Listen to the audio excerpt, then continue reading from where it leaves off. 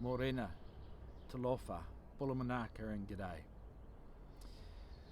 You know, today I just want to have a quick word about religion, about gods. Is there one true God, or are there multiple gods? Are there many ways to God, or is there only one way to God? The answer to these things are found in the Bible. One place, one source that we can trust. Recently, one of our political leaders, or the leader in our country, said, "We will remain your one source of truth." Well, I'm here to say that there is but one source of truth, and it's not from this person. It's not from others in a government, whichever country you may be in, but rather it's from the one source of truth. You know, Jesus said when he was upon the earth, "I am the way, the truth, and the life. Nobody comes to the Father but by me." That's an exclusive statement. I am the way, the truth, and the life. He's not just a finger pointing to God, but rather he is saying he is the way to a right relationship with our Creator. He says, "I am the truth." You know, the definition of truth is that which is in agreement with reality. That which is in agreement with reality. That which is in accordance with the facts. That's what Jesus is saying. I love that so often in the scriptures he says, "Truly, truly, I say unto you." That truly, truly means you can trust what I say. You can trust it categorically because it is the truth. It's in agreement with reality and it's in accordance with the facts. He said, "I am the way, the truth, and the life." He is the giver of life and the sustainer of life. I am the way, the truth, and the life. Nobody comes to the Father but by me. No other way to get back into a right relationship with our Creator but by Him.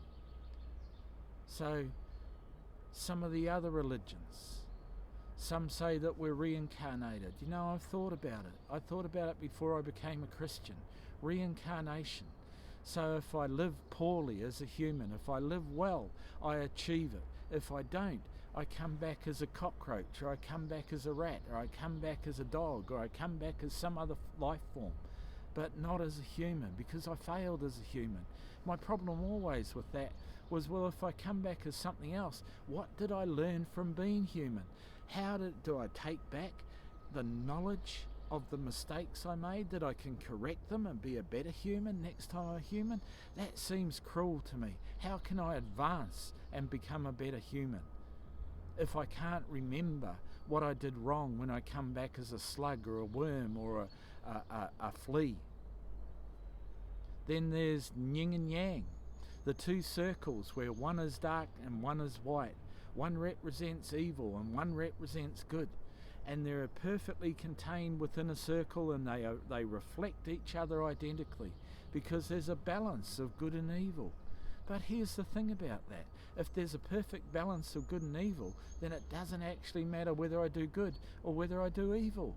Because if I do good, there's bad done to replace and balance out my good. If I do bad, there's good done to balance out the bad that I've done.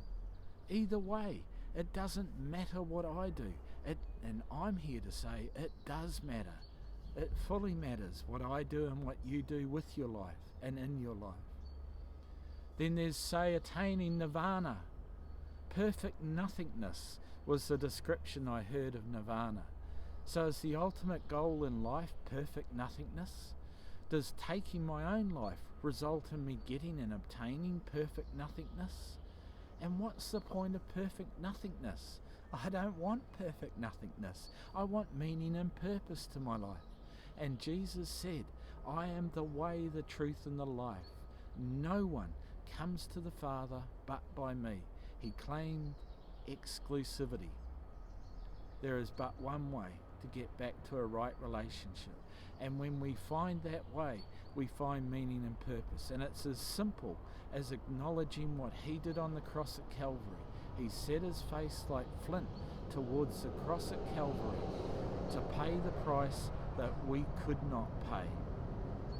To pay the price that we could not pay, which was death.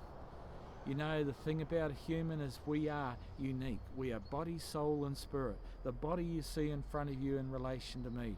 The soul is made up of the mind, the emotion and the will, the core of a man. And then there's the spirit that's eternal. Each of us are a unique being. We have been created in the image and likeness of our Maker. And as such, we have a spirit that's eternal. What an incredible thing. So there is meaning and purpose. And you can find that meaning and purpose.